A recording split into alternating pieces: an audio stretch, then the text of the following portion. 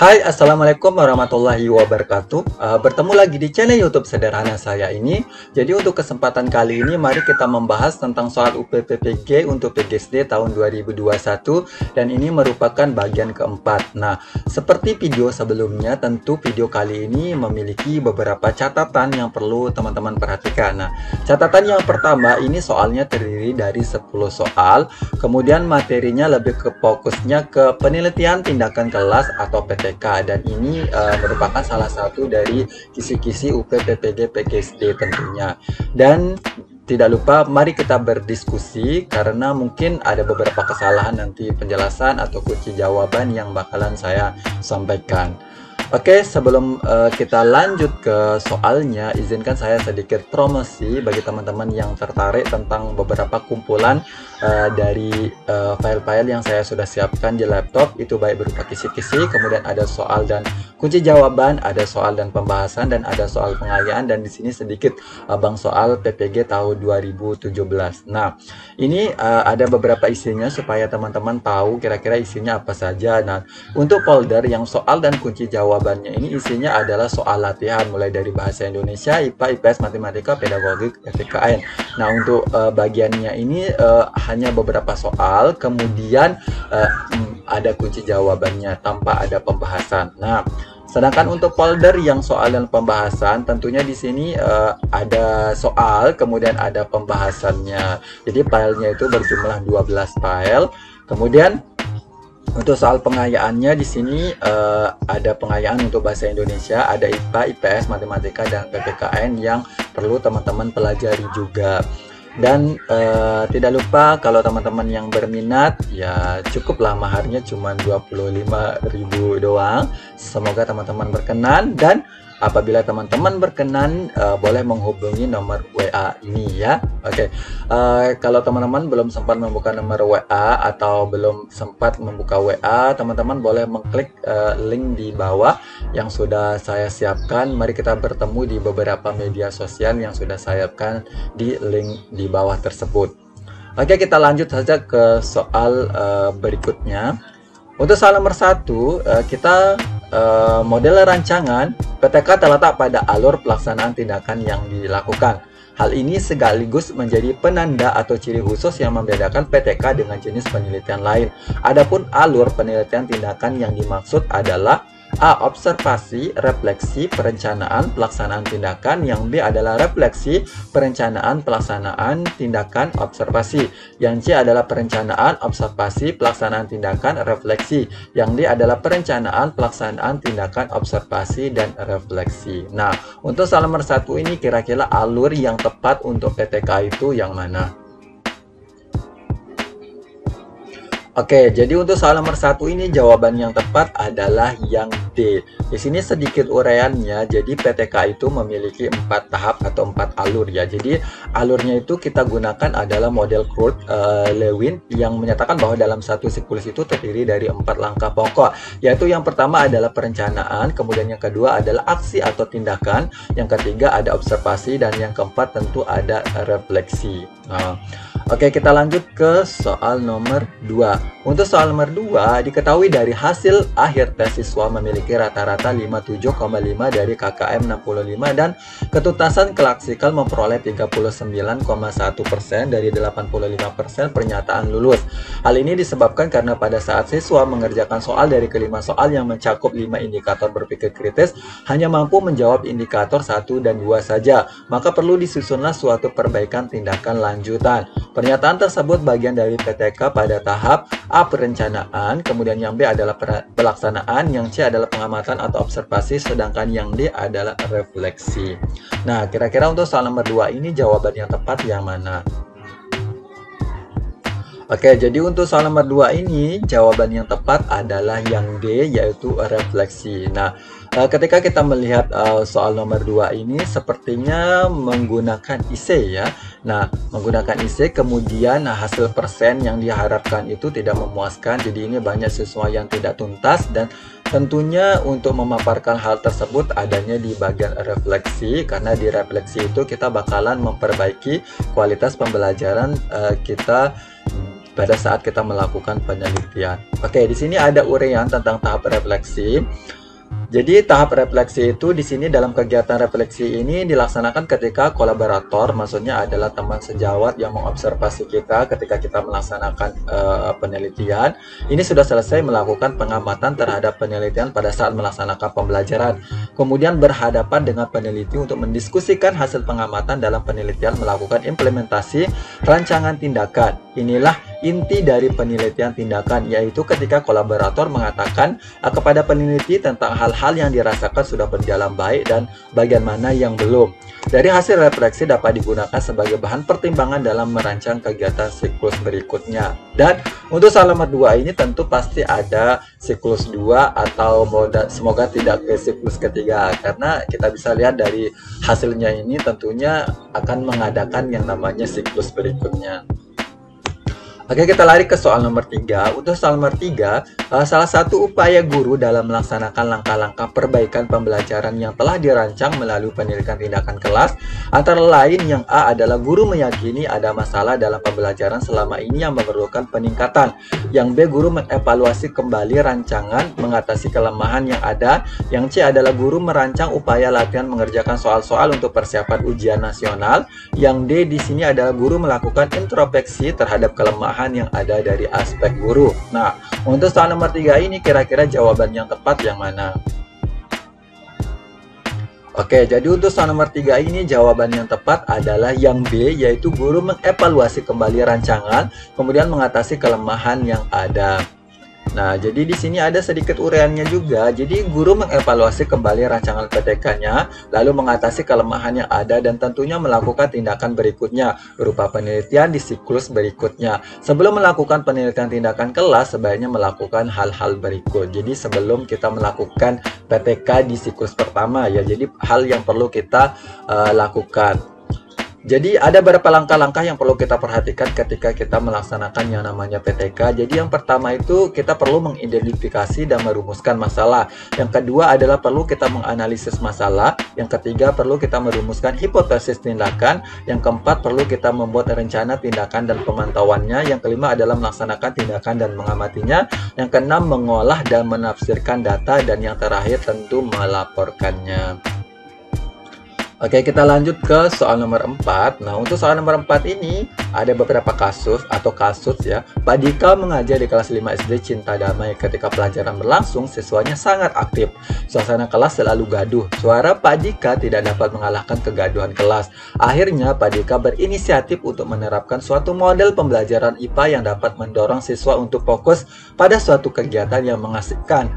Model inquiry terbimbing dipilih untuk mengatasi kondisi tersebut, sekaligus melakukan penelitian tindakan kelas. Hipotesis yang cocok untuk PTK Pak Dika adalah A, siswa kelas 5 mampu melakukan kegiatan praktikum. Yang B adalah siswa kelas 5 aktif mengemukakan pendapat. Yang C adalah PTK inquiry terbimbing dapat diselesaikan sebanyak 2 siklus. Yang D, langkah PTK inquiry terbimbing terdiri dari atas 4 tahap. Yang E, inquiry terbimbing dapat meningkatkan konsentrasi siswa. Oke, jadi untuk soal nomor 4 ini kira-kira jawaban yang tepat yang mana? Oke, jadi untuk soal nomor 4 ini jawaban yang tepat tentu adalah yang E, yaitu inquiry terbimbing dapat meningkatkan konsentrasi siswa. Ya, jadi namanya hipotesis, jadi kita menduga-duga ya. Untuk option A dan D ini saya rasa teman-teman juga bisa membedakan bahwa hal tersebut bukan merupakan bagian dari hipotesis. Oke, kita memperhatikan sedikit uraiannya di sini. Jadi kita perlu memahami nih model pembelajaran inquiry itu apa sih? Nah, jadi model pembelajaran inquiry terbimbing merupakan pembelajaran yang terpusat pada siswa. Dalam model pembelajaran inquiry terbimbing, ini siswa lebih banyak aktif dalam proses pembelajarannya yang telah dikondisikan untuk dapat menerapkan berpikir dalam upaya menggali sendiri segala konsep untuk mengambil inisiatif dalam usaha memecahkan masalah, mengambil keputusan dan melatih berpikir kritis siswa dalam pembelajaran. Oke, di sini juga ada catatan sedikit tentang hipotesis. Jadi, hipotesis penelitian adalah dugaan sementara. Dugaan tersebut dibuat oleh penulis atau peneliti dengan mengacu pada data awal yang diperoleh. Kemudian, dugaan benar atau salah ditentukan berdasarkan hasil penelitian. Oke, kita lanjut ke soal nomor 5. Untuk soal nomor 5, pernyataan yang bukan termasuk alasan karya tulis ilmiah atau KTI hasil penelitian tindakan kelas atau PTK makin banyak dipakai sebagai kegiatan pengembangan profesi guru.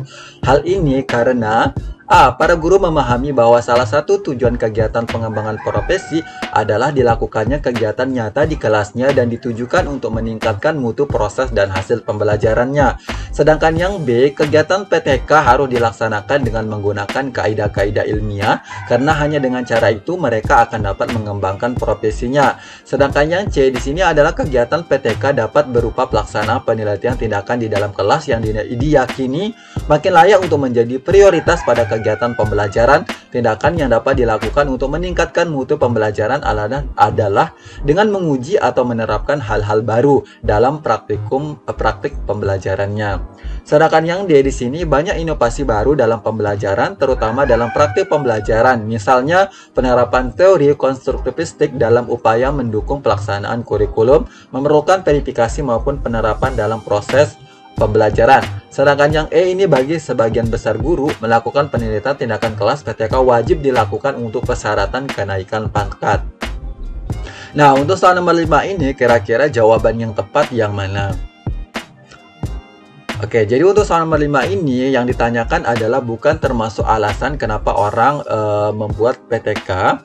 Jadi di sini jawabannya adalah yang E, yaitu bagi sebagian besar guru melakukan penelitian tindakan kelas. Nah, sebenarnya di sini walaupun pada kenyataannya mungkin ada beberapa guru yang memang kadang membuat PTK-nya ya semata untuk menaikkan pangkat, tapi itu beberapa ya sebagiannya. Tapi ini kebanyakan guru melakukan PTK tentu tujuannya untuk memperbaiki kualitas pembelajarannya di kelas atau bagaimana mereka menemukan bagaimana cara meningkatkan motivasi dan kualitas pembelajaran dan hasil pembelajaran untuk siswanya. Jadi ini tergantung masing-masing apa istilahnya tujuan masing-masing guru untuk membuat PTK. Nah, untuk soal nomor 5 ini ada sedikit penjelasannya. Jadi kenapa sih perlu kita membuat yang namanya PTK? Nah, tentunya ini karena PTK ada beberapa manfaatnya. Di sini ada sedikit uraiannya tentang manfaat PTK. Nah, jadi melalui PTK guru dapat melakukan penelitian tentang masalah-masalah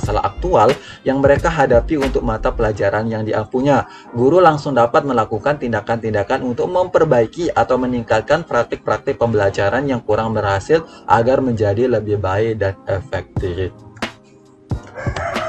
Di sini juga ada beberapa alasan mengapa guru harus melakukan yang namanya PTK. Jadi menurut Akib, karena PTK merupakan suatu kebutuhan bagi guru untuk meningkatkan profesionalismenya, antara lain di sini PTK sangat kondusif untuk membuat guru menjadi peka dan tanggap terhadap dinamika pembelajaran di kelasnya. Para guru menjadi reflektif dan kritis terhadap apa yang ia dan muridnya lakukan. Nah, di sini juga PTK dapat meningkatkan kinerja guru sehingga menjadi profesional. Nah, di sini ada beberapa alasan kenapa guru harus membuat PTK ya.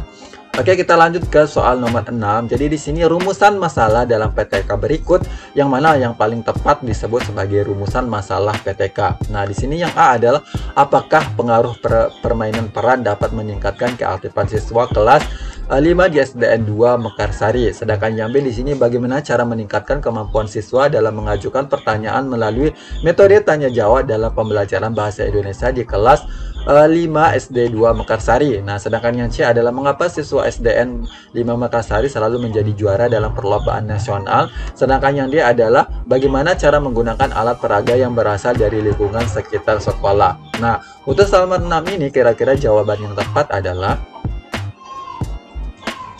Oke, jadi untuk soal nomor 6 ini jawaban yang tepat adalah yang B. Nah, di sini jawaban yang tepat tentunya adalah bagaimana cara meningkatkan kemampuan siswa dalam mengajukan pertanyaan melalui metode tanya jawab. Oke, jadi untuk soal nomor 6 ini ada dua kemungkinan jawabannya. Yang pertama adalah yang A dan yang kedua adalah B tentunya. Nah, namun di sini yang paling tepat adalah tentu yang B. Nah, untuk yang A ini sebenarnya sudah menggunakan variabel ya sebenarnya.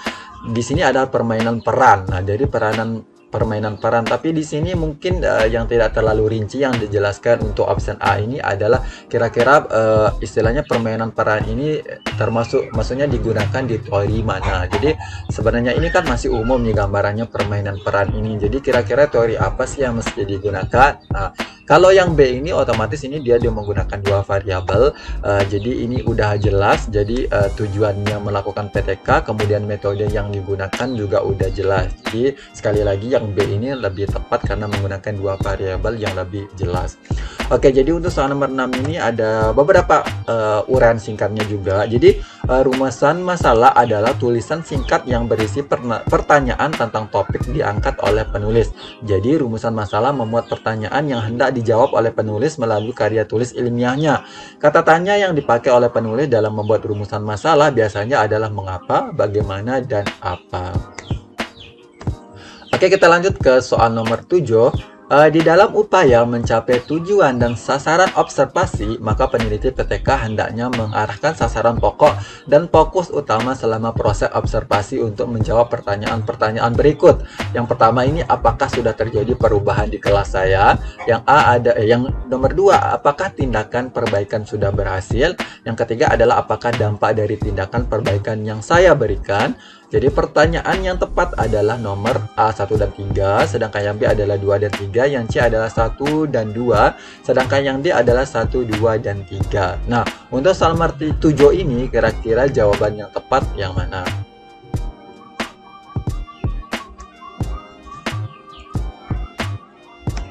Oke, jadi untuk soal nomor 7 ini jawaban yang tepat adalah yang A, yaitu 1 dan 3. Nah, sini ada rincian jelas. Jadi untuk pengamatan observasi adalah metode pengumpulan data di mana peneliti atau kolaboratornya mencatat informasi sebagaimana yang mereka saksikan selama penelitian. Dimaksudkan suatu cara pengambilan data melalui pengamatan langsung terhadap situasi atau peristiwa yang ada di lapangannya. Nah, jadi untuk pertanyaan-pertanyaan yang nomor 2 ya, apakah tindakan perbaikan sudah berhasil?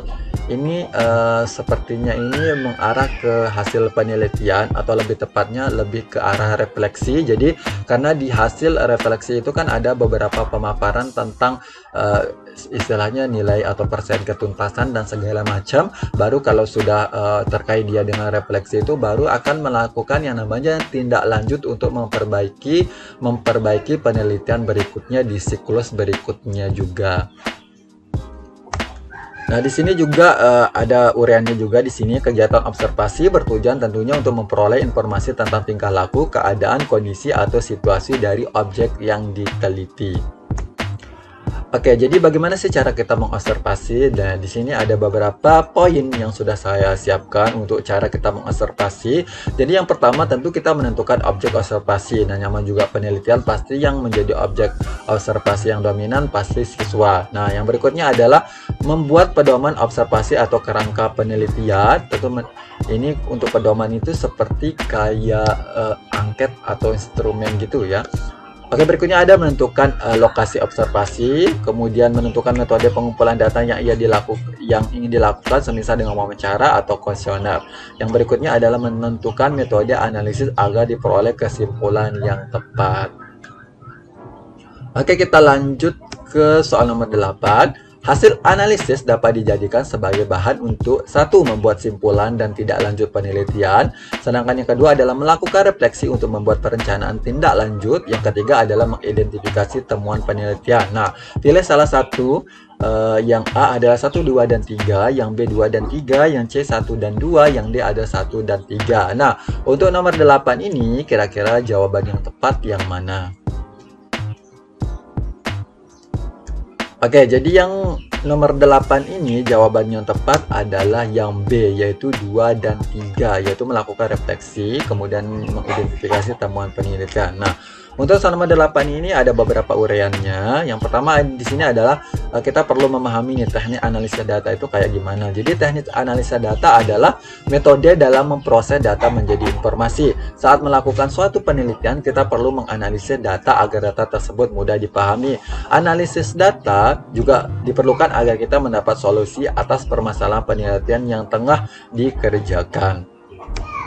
Di sini juga bergantung pada jenis datanya ya. Ada dua jenis teknik analisis data dalam penelitian. Dua jenis teknik analisis data adalah teknik analisis data kualitatif dan kuantitatif. Nah, di sini untuk yang kuantitatif ini adalah tentang menganalisis data berbasis angka yang mencakup data kategorik dan numerik. Ini menggunakan berbagai teknik statistik. Dua cabang utama statistik adalah statistik deskriptif dan statistik inferensial. Nah, sedangkan untuk kualitatifnya ini memiliki 4 tahap, yaitu pengumpulan data, kemudian reduksi data, penyajian data, dan langkah terakhir adalah penarikan kesimpulan dan verifikasi. Oke, kita lari ke nomor 9. Dalam merancang alat evaluasi hasil belajar IPS di SD tentang topik penduduk Indonesia, hasil belajar yang paling sesuai untuk menilai aspek keterampilan dari materi tersebut adalah yang A adalah mendeskripsikan profil penduduk di Indonesia dengan grafik, sedangkan yang B adalah membaca peta Indonesia, yang C mencari informasi penduduk di setiap provinsi, sedangkan yang D adalah menunjukkan gambar penduduk di Indonesia. Nah, untuk soal nomor 9 ini kira-kira jawaban yang tepat yang mana? Oke, jadi untuk soal nomor 9 ini jawaban yang tepat adalah yang A ya. Jadi yang tepat adalah A. Di sini saya salah tulis. Jadi yang tepat adalah yang A. Kenapa yang A? Karena yang dinilai adalah aspek keterampilan. Dimana untuk aspek keterampilan ini berarti ini kita istilahnya menguji siswa bagaimana keterampilan mereka dalam menunjukkan kemampuan mereka, yaitu misalnya keterampilan berbicara, keterampilan menjawab, dan ada beberapa keterampilan lain. Nah, di sini yang lebih tepat itu adalah mendeskripsikan, di mana yang kita ketahui bahwa mendeskripsikan itu pasti siswa kita tuntut untuk menjelaskan dengan menggunakan kalimatnya masing-masing. Nah, jadi ketika siswa merangkai kalimatnya masing-masing ini tentu butuh yang namanya skill atau keterampilan dari siswa tersebut. Untuk yang C sebenarnya juga bisa dikatakan sebagai keterampilan sih sebenarnya. Untuk mencari informasi itu juga butuh keterampilan siswa, karena kira-kira jawaban yang tepat, memilih, dan segala macam itu bisa dikatakan sebagai keterampilan juga. Tapi yang lebih tepatnya itu tentu yang A, yaitu mendeskripsikan profil penduduk di Indonesia dengan grafik. Karena menggunakan grafik, menjelaskan menggunakan grafik itu kan lumayan sulit juga ya untuk siswa ya. Jadi ini lebih ke arah SD, ranahnya lebih tinggi. Oke, di sini ada sedikit uraiannya. Jadi pada hakikatnya evaluasi pembelajaran adalah proses pengukuran dan penilaian terhadap suatu pembelajaran di mana seorang pendidik mengukur atau menilai peserta didik dengan menggunakan alat tes. Nah, evaluasi pembelajaran sangatlah penting dilakukan karena kita harus mengetahui efektif atau tidaknya suatu sistem pembelajaran yang diterapkan oleh pendidik. Oke, di sini juga ada uraiannya. Untuk keperluan evaluasi diperlukan alat evaluasi yang bermacam-macam seperti kuesioner, kemudian ada tes skala, format observasi, dan lain-lain. Khusus untuk evaluasi pembelajaran, alat evaluasi yang paling banyak digunakan adalah tes. Oke, kita lari ke soal nomor 10. Nah, untuk soal nomor 10 ini, Pak Rudi mengajar IPA di SDN Harapan Keluarga. Di SD tersebut terdapat kebun sekolah yang hijau, lokasi tanaman obat, wastafel tempat cuci tangan di depan setiap kelas, kemudian ada bak sampahnya, bivouac untuk resapan air, serta ada rumah kaca tempat para siswa mengembangkan tanamannya, mengembangbiakkan tanamannya. Nah, Pak Rudi akan mengajar IPA kelas 6 tentang upaya mengatasi sampah dalam kehidupan dengan Problem Based Learning atau PBL supaya Pak Rudi berhasil dengan baik. Maka langkah pertama yang harus dilakukan Pak Rudi adalah A. Menugaskan siswa mengidentifikasi beragam limbah di bak sampah sekolah. Yang B adalah menugaskan siswa memfokuskan pada limbah kertas atau plastik di bak sampah sekolah. Yang C adalah menetapkan jenis produk daur ulang yang akan dibuat. Yang D adalah membuat jadwal alokasi waktu pembuatan produk. Yang E adalah mempresentasikan hasil-hasil karya daur ulang limbah tersebut. Nah, jadi untuk soal nomor 10 ini kira-kira jawaban yang tepat yang mana? Oke, jadi untuk soal nomor 10 ini jawaban yang tepat adalah yang A, yaitu menugaskan siswa mengidentifikasi beragam limbah di bak sampah sekolah. Oke, jadi untuk soal nomor 10 ini lebih arah ke kasus dan ini sebenarnya cocok juga untuk PTK ya. Jadi makanya saya memilih soal seperti ini. Ini karena ada masalah, kemudian metode yang digunakan juga udah dipilih, jadi ini cocok kita kembangkan menjadi sebuah PTK. Nah, di sini ada sedikit uraiannya. Jadi dalam kasus ini Pak Rudi sudah memiliki rencana dan akan ditindaklanjuti di mana dalam pelaksanaan pembelajarannya Pak Rudi menggunakan model pembelajaran PBL. Nah, maka dari itu tindakan yang harus kita perhatikan adalah memperhatikan sintak dari PBL, dan tentunya di pertanyaan 10 ini yang diminta adalah yang pertama. Jadi ini kita perlu mencari sintak, kira-kira PBL sintak pertamanya itu seperti apa. Nah, jadi di sini udah tertulis tentang sintak dari PBL. Sintaknya yang pertama adalah orientasi siswa pada masalah, kemudian yang kedua adalah mengorganisasi siswa untuk belajar, yang ketiga adalah membimbing penyelidikan individual maupun kelompok, yang keempat mengembangkan dan menyajikan hasil, yang kelima adalah menganalisis dan mengevaluasi proses pemecahan masalah. Oke, terima kasih yang sudah menonton video ini. Semoga bermanfaat. Kurang lebihnya, mari kita saling mengkritik dan memberi saran. Wabillahi taufik wal hidayah. Wassalamualaikum warahmatullahi wabarakatuh. Bye-bye.